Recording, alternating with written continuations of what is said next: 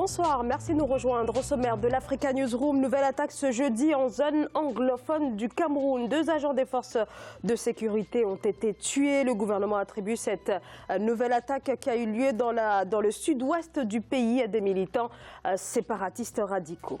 À suivre également dans cette émission, la plus grande centrale solaire d'Afrique de l'Ouest, inaugurée ce mercredi à Ouagadougou. Cette centrale devrait permettre d'étendre l'électrification dans les zones rurales du Burkina Faso où l'électricité demeure rare pour plus de 80% de la population. Et la troisième partie de cette émission sera entièrement consacrée à ce 1er décembre, journée mondiale de lutte contre le sida. Aujourd'hui, près de 37 millions de personnes dans le monde vivent avec le virus. Quelles avancées dans la prise en charge médicale? Quel regard porte la société sur les personnes séropositives? Des questions au cœur du débat de ce soir. Voilà pour les titres et pour en débattre avec moi sur ce plateau, Monsieur Hamidine Kane, bonsoir. Bonsoir. Vous êtes docteur en économie et en intelligence économique. Jean-Claude Mouinda-Abi, bonsoir. Bonsoir, merci pour l'invitation. Vous êtes journaliste, merci à vous d'être avec nous ce soir. Alfred Chango, bonsoir. Merci Zaraou, merci de l'accueil autour de ce plateau de l'ANR et puis à mes très chères téléspectatrices, merci de leur accueil aussi. Donc Alfred Chango, éditorialiste d'Africa 24. Merci à vous d'être là ce soir. Commençons donc par l'actualité politique.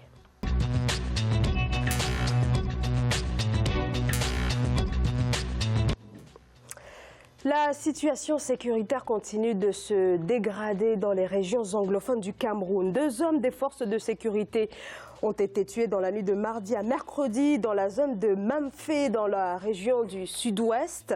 Ce bilan porte à 10 le nombre de militaires tués en seulement moins d'1 mois. Le président Paul Biya a ce jeudi condamné ces attaques attribuées à des présumés séparatistes. Le président Paul Biya que je vous propose d'écouter. Je voudrais présenter mes condoléances aux familles éprouvées, ainsi qu'à nos vaillantes forces de défense et de sécurité. Je pense que les choses sont désormais parfaitement claires pour tout le monde. Le Cameroun est victime des attaques à répétition d'une bande de terroristes se réclamant d'un mouvement sécessionniste. Face à ces actes d'agression, je tiens à rassurer le peuple camerounais que toutes les dispositions sont prises pour mettre hors d'état de nuire ces criminels et faire en sorte que la paix et la sécurité soient sauvegardées sur toute l'étendue du territoire national. Jean-Claude Mouinda-Abi, le président Paul Biya évoque des attaques à répétition. En effet, les pertes côté militaire sont considérables, 10 victimes en moins d'1 mois. Mais ce qu'il faut rappeler aussi, c'est qu'il y a énormément de victimes aussi côté civil. Au mois d'octobre, ce sont au moins 17 personnes qui ont perdu la vie, notamment dans l'ouest du Cameroun, selon Amnesty International. Est-ce que la situation est en train de se dégrader véritablement au Cameroun? Effectivement, surtout on peut s'imaginer ce que vit vraiment la population de cette partie du Cameroun, à savoir le nord-ouest, le sud-est.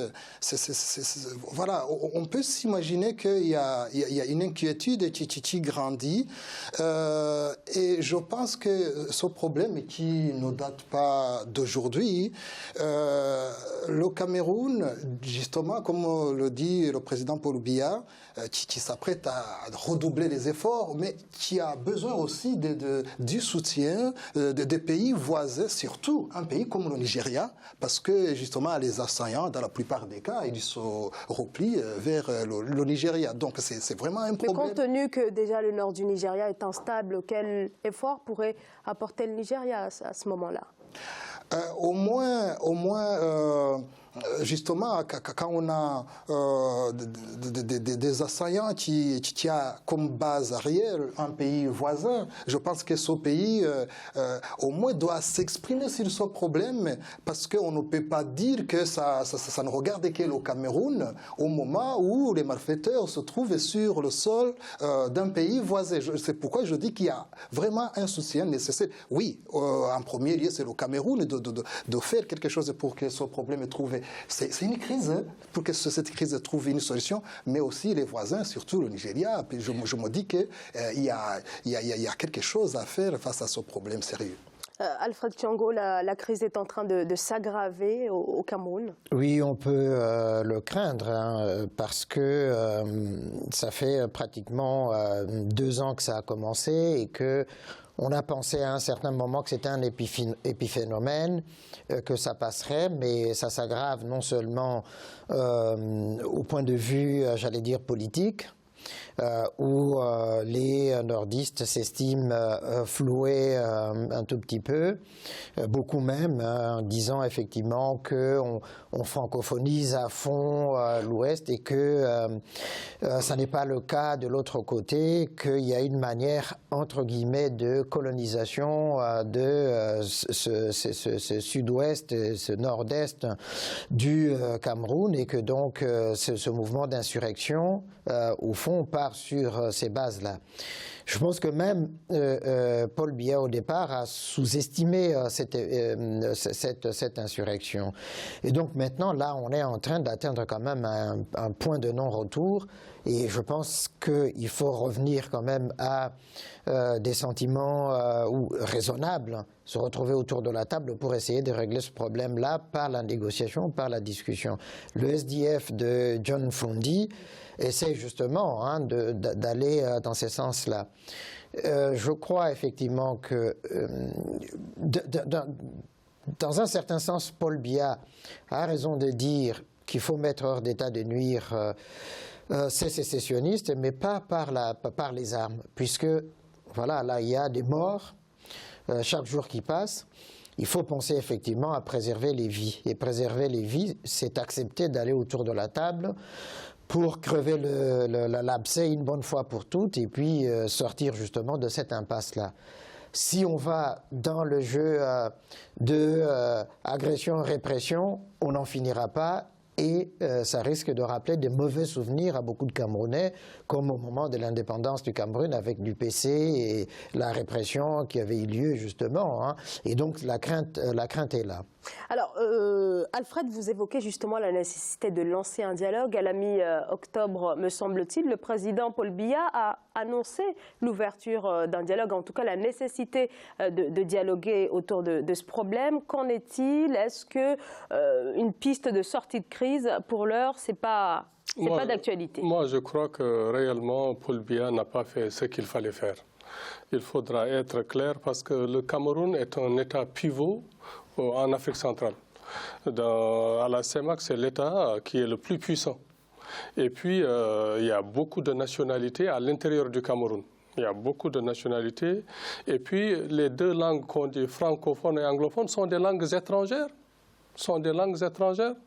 Il faudra que le Cameroun, ça veut dire que le gouvernement de Paul Biya lui-même en personne, essaie de revenir sur la table de négociation. Et puis, il faudra qu'il soit aidé par ses voisins. Ça veut dire le Cameroun, le Nigeria. Il faudra aussi que les autres États, par exemple le Gabon et puis le Congo, les deux Congos d'ailleurs, et puis aussi la puissante armée tchadienne, essaient d'encadrer Paul Biya pour lui dire que si vous allez à l'affrontement, c'est le Cameroun qui sera perdant. Dans tous les cas. D'autant qu'il y a, commence à l'extrême nord avec Boko Haram qui déstabilise au pays, justement, le pays, donc, de Kolfata. Absolument. Et puis il y a beaucoup d'États, depuis à peu près 6 mois, on est alerté par le fait qu'il y a beaucoup d'États étrangers qui veulent déstabiliser le Cameroun. Ça, on est au courant de ça. Donc, si le Cameroun s'engage dans une confrontation militaire, c'est tout le Cameroun qui sera déstabilisé. Et puis, le programme qu'ils avaient essayé d'élaborer pour faire sortir le Cameroun de la misère, du sous-développement, sera anéanti à jamais. Donc les infrastructures, l'investissement qu'ils ont commencé à faire dans les infrastructures sera anéanti et puis tout ce qu'ils ont comme financement ira dans la guerre. Et puis il y a des États qui n'attendent que ça pour financer du matériel de guerre, et puis les Camerounais n'en ont pas besoin. Le Cameroun a besoin de développement, a besoin d'éducation, a besoin de santé. Donc les Camerounais, c'est ce qu'ils recherchent. Il faudra que les pays comme le Nigeria, avec Mohamed Buhari, avec Idriss Déby, avec Sassou Nguesso, avec le président aussi, le Bongo. Donc vous préconisez une réponse au niveau du bloc des pays d'Afrique centrale. Absolument, et puis il faut associer le Nigeria. Parce que le Nigeria est confronté à la même problématique, mais avec Boko Haram. Donc le Boko Haram est combattu et par le Cameroun et par le Nigeria en même temps et par le Tchad. Donc il faut ces soi-disant pays frontaliers, mais qui sont de l'autre côté. Par exemple, le Nigeria fait partie de la CEDEAO, mais c'est un État aussi qui est presque à cheval entre les deux communautés. On ne peut pas exclure le Nigeria de cette par exemple, de cette phase de réconciliation ou bien de négociation. Et puis, il faudra que Paul Biya accepte de négocier, parce que sinon, c'est le Cameroun qui va partir en lambeaux.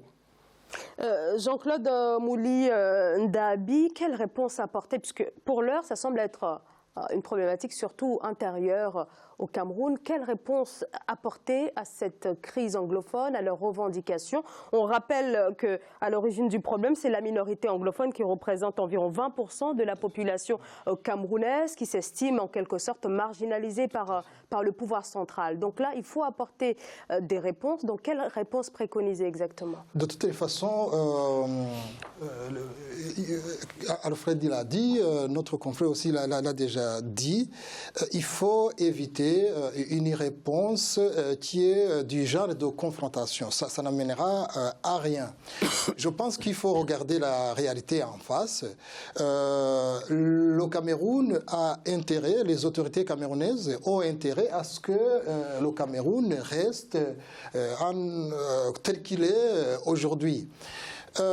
Nous avons vu récemment, c'est un comparatif peut-être dans une autre dimension, quand on a vu les Catalans qui voulaient se détacher de Madrid, pour ne pas dire de l'Espagne.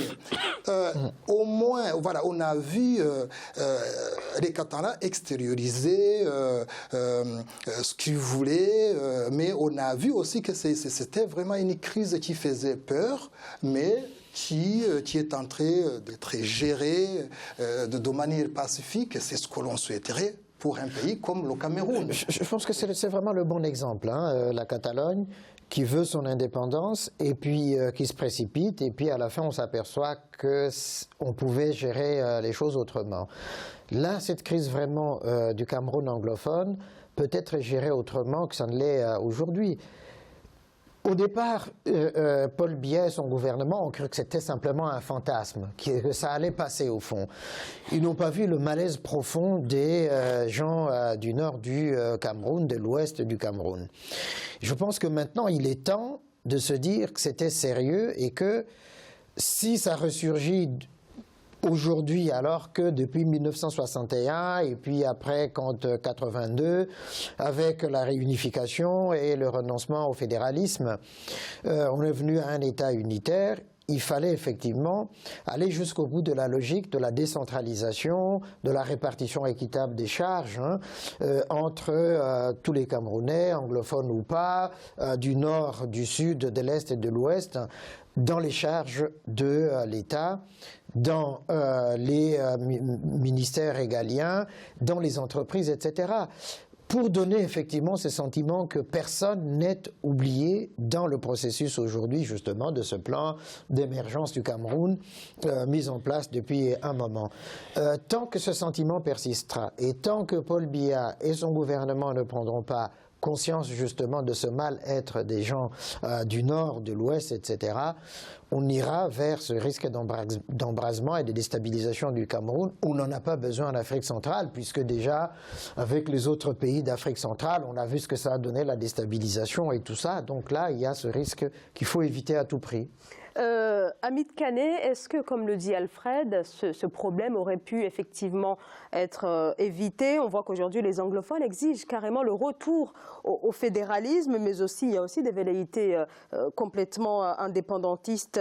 Est-ce qu'avec une meilleure prise en compte justement de leurs revendications, tout ceci aurait pu être Absolument. évité? Le fait de marginaliser une communauté, une région ou bien un département, ça crée toujours des tensions. Ça veut dire que là, quand on dit que le Cameroun est unique, et global et un et indivisible, il faudra aussi que dans les faits, que l'État central puisse l'exercer. Ça veut dire quand on fait des aménagements, des infrastructures, aucune région ne doit être laissée pour compte. Alors qu'actuellement, on sait que pertinemment que la partie nord-ouest et puis sud-ouest du Cameroun est délaissée.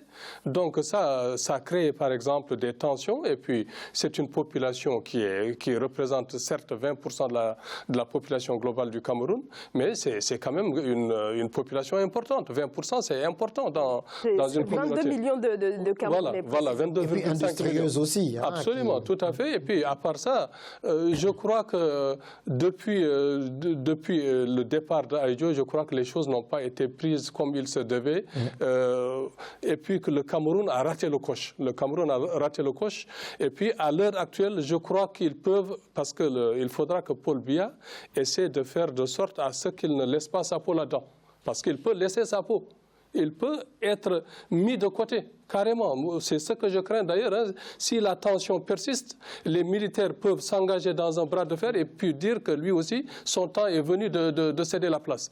Donc ça, il faudra qu'il... D'autant que l'élection présidentielle se profile à l'horizon l'année prochaine. Hein. Exactement. Donc il faudra qu'il l'évite et puis qu'il aille à la table de négociation pour dire que tous les Camerounais sont égaux devant la loi, ils ont des droits et des devoirs, et puis que le Cameroun va se charger, le gouvernement camerounais va se charger du développement justement de ces deux régions qui sont des régions irrédentistes. Moi, c'est ce que je pense. Oui, justement, vous avez bien fait de souligner, voilà, ça nous rappelle que Paul Biya